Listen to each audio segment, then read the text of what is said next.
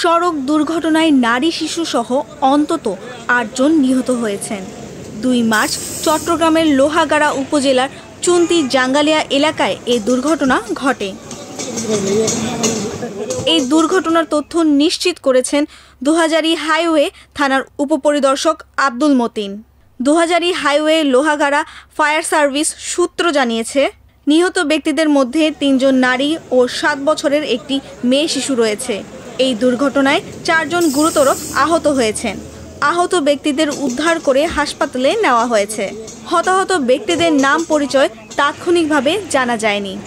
হতাহত এখন পর্যন্ত 1 জন পুরুষ এবং 3 জন মহিলা এবং একটা শিশু বাচ্চা মারা গেছে।